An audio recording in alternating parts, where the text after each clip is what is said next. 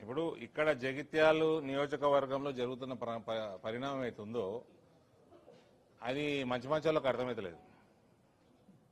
మేము అంటే straight forward politics చేస్తాం మేము.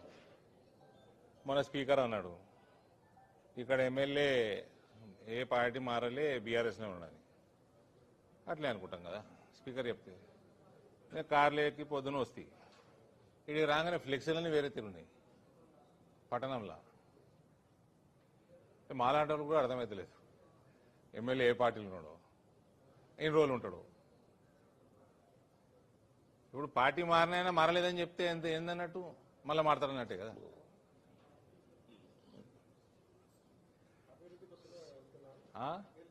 అవు కరెక్టే, మేమందరం పిచ్చోళ్ళము. సో మా దగ్గర కూడా కార్పొరేటర్లు గెలిచి అభివృద్ధి కోసం పోయినరు, మళ్ళీ చేతులు కాల్చుకొని వచ్చారు. దేనికోసం వచ్చారు అంటే ఈయనే అభివృద్ధి అవుతుందని వచ్చారు కదా. ఇక బీఆర్ఎస్ ఉంటుందో లేదో మరి ఆయన్నే చెప్పాలి. ఇప్పుడు స్పీకర్ చెప్తే కూడా నమ్మేటట్లేదు. రేపు కోర్టు చెప్పినా పాపం కోర్టు కూడా కన్ఫ్యూజన్ లేవన్నది. సో ఇదొకటి. ఇంకో పెద్ద నాయకుడు ఉండే ఈడ ఎల్ రమణ గారు ఒకటే ఒక తెలుగుదేశం ఫ్లెక్స్ చూసిన ఇవాళ ఇది రాంగరాంగ అనమాటది. అది ఎల్ రమణ పక్కకే ఉన్నది. అది తెలుగుదేశం ఫ్లెక్సులు ఇవాళ రేపు ఎడ కనబడతాయి బ్రదర్, ఒక్కటే కనబడ్డది. ఎల్ రమణ బీఆర్ఎస్ లో ఉన్న ఫ్లెక్స్ ఉన్నది, దాని పక్కకే అంటుకొని తెలుగుదేశం ఫ్లెక్స్ ఒకటి ఉన్నది. మన ఆయన ఈ ఫ్లెక్స్లకి వెళ్ళి ఆ ఫోటో ఆ ఫ్లెక్స్లకి ఎప్పుడు జారుతుందో కూడా తెలియదు. మళ్ళా అంటే ఆయన ఏ పార్టీలో ఉన్నదో తెలియదు, మీ ఎమ్మెల్యే ఏ పార్టీలో ఉన్నదో తెలియదు. ఈ అన్నిట్లా నాకు మనస్ఫూర్తిగా మాట అంట, నా తండ్రితో సమానుడు జీవన్ రెడ్డి గారికి ఏ రకంగా అయితే కాంగ్రెస్ పార్టీ ట్రీట్ చేస్తున్నదో ఇది మంచి పద్ధతి కాదు. పార్టీలా పక్కన పెట్టేరాను అటువంటి వ్యక్తిని ఈ వయసులో హింసించడం దానంత పాపం ఇంకోటి లేదు. ఆయనతోటి మాట్లాడవచ్చు, ఆయనని కన్విన్స్ చేసుకోవచ్చు. ఆయన పెద్ద టఫ్ క్యారెక్టర్ ఏం కాదు, పాపం మంచోడు, చాలా సౌమ్యుడు. ఇట్లా ఈ రకంగా మనక్షోభకి గురి చేయడం అన్నది ఇది కాంగ్రెస్ పార్టీ మంచి విధానం కాదు. నేను ఇప్పుడు ఎలక్షన్ల టైం కానీ నేను నిజంగా కూడా నాకు కూడా బాధ ఉంది. చక్కగా పోయి ఆయనను పోయి పలకరిద్దామని ఉంది. ఎలక్షన్స్ టైం కాబట్టి పోతలేను నేను, బాగుండదేమో, ఆయనకు కూడా మంచిది కాదు.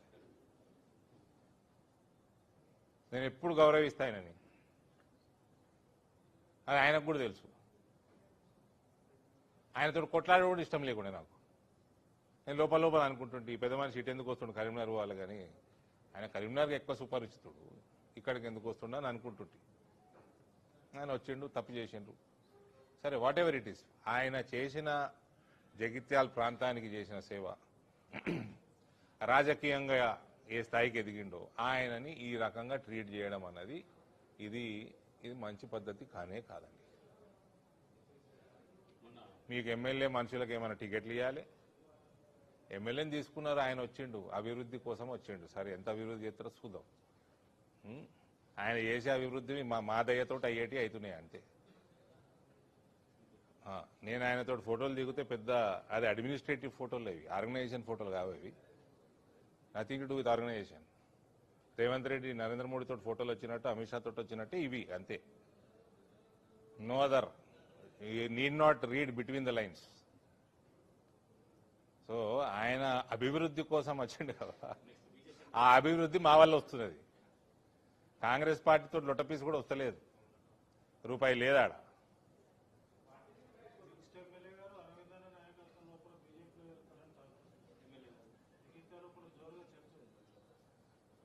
సో అదే ఇప్పుడు ఎంత చిక్కుముడు పడిపోయిందంటే ఆ మెదడు జగిత్యాలు ఎంటర్ కాగానే ఫ్లెక్సీలు చూసి, ఇదేంటరా ఈయన ఇప్పుడు తెలుగుదేశంలో ఉండే ఇప్పుడు ఏడున్నాడు, ఈయన స్పీకరు జడ్జి ఏమో ఒక బీఆర్ఎస్ అన్నాడు, ఇక్కడ కాంగ్రెస్ ఫ్లెక్సీలు ఉన్నాయి, ఎల్ రమణ ఇల్లు ఉన్నాడు, అందులోకి పోయేటట్టున్నాడు, మళ్ళా పచ్చకండవ కప్పుకుంటాడా.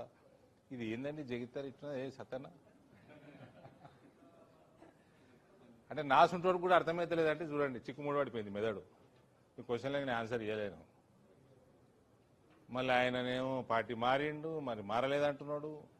మరి మారలేదంటే కాంగ్రెస్ నచ్చుతలేదా, మళ్ళా మారతాడా? మరి మారితే ఏ పార్టీలకు పోతాడో ఆయన చెప్పాలి. సీఎం గారు టీడీపీ కార్యకర్తలందరూ కలిసి బీఆర్ఎస్ జెండా గురగొట్టమని చెప్పిండు.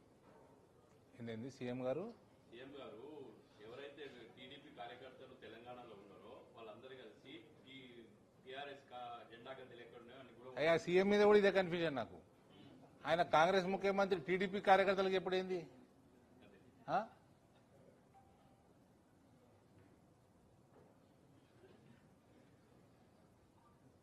ఈ పరిణామాలన్నీ ఏంటి? ఏమో బ్రదర్, ఇదంతా కన్ఫ్యూజన్. సినిమా ఒకటి ఉండే ఇంగ్లీష్లో, ఒకటి హాలీవుడ్ సినిమా ఉండే ఇన్సెప్షన్ అని.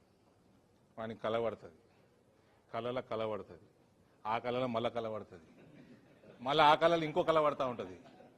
అట్లుంది జగిత్యాల రాజకీయం. చాలా పెద్ద హిట్ మూవీ అది ఇన్సెప్షన్. ఇక ఆయన అట్టెట్లా చెప్తాడు, ఆయనే చెప్పాలి. అదే నాకు అర్థమవుతలేదు. ఆయన తెలుగుదేశం ఆయన్నే. ఇప్పుడు అదే కదా కాంగ్రెస్ వాళ్ళు మొత్తుకునేది. ఇప్పుడు నల్గొండ మంత్రులు కానీ, మహబూబ్నగర్ వాళ్ళు కానీ, ఖమ్మం వాళ్ళు కానీ, వీళ్ళందరూ వాళ్ళకు కూడా కన్ఫ్యూజనే ఉంది ఈ ఏ పార్టీ ముఖ్యమంత్రి అని.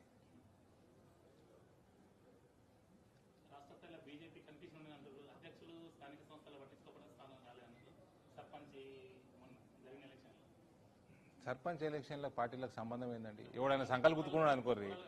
ఇప్పుడు ఈ రేవంత్ మేము 8,000 గెలిచినాము, 6,000 గెలిచినాము, మా రిబెల్ కూడా గెలిచినా అనమాట. మొన్నటిదాకా డిపాజిట్లో దిక్కు లేకుండా నాయన నీకు ఎక్కడిది క్యాడర్? నీ క్యాడర్ ఎక్కడిది? సో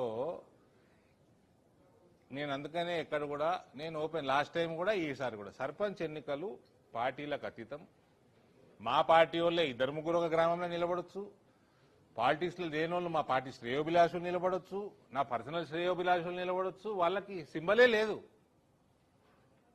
అది ప్యూర్లీ ఆన్ ఇండివిజువల్ బేసిస్ కొట్లాడతారు.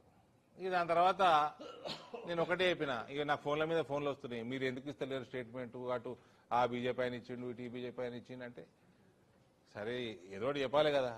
నేనన్నా గెలిచిన వాళ్ళల్లా బీజేపీ మెంబర్షిప్ ఎవరెవరికి ఉంది తీయండి అన్న. 96 మందికి వెళ్ళింది. పోయినసారి 5 ఉండే అంటే ఓకే, ఇంటర్నల్ సాటిస్ఫాక్షన్. బీజేపీ